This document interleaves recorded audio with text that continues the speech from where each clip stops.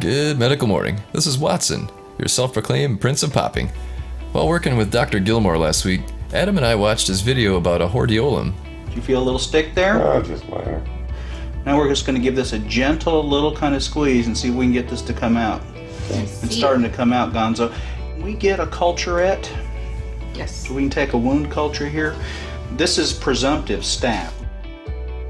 With 25,000 views in its first 8 hours, we realized that people like videos about eye cysts, and whiteheads and popping in general.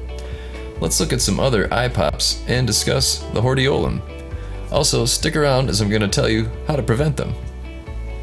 Here's what mercmanual.com has to say about the condition. Chalazia and hordeola, also known as styes, are sudden onset localized swellings of the eyelid. They're caused by non-infectious meibomian gland occlusion, whereas a hordeolum usually is caused by infection. Both conditions initially cause eyelid hyperemia and edema, swelling, and pain.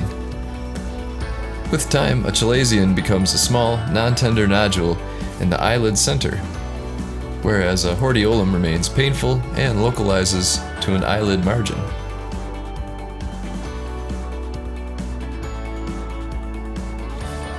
I've also noticed hordeolums are sometimes accompanied by cellulitis. Here are a few pictures. And before I tell you how to prevent this condition, please click that subscribe button and the notification bell for updates.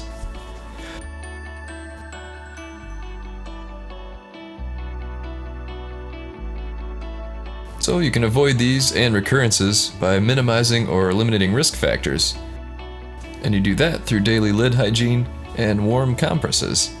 Basically, wash your face with a clean washcloth and soap.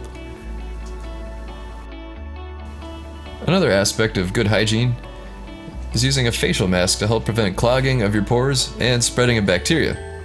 Although not directly related to styes, I highly recommend a good quality facial mask. Let's take a look at my favorite.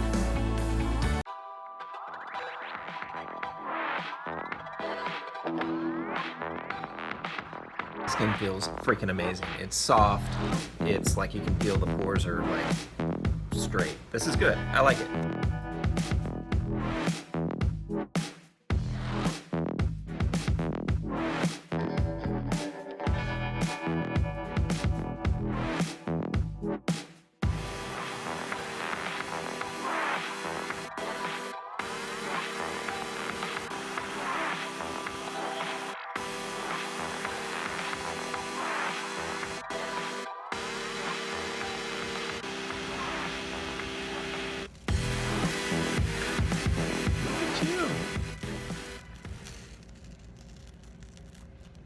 Not bad.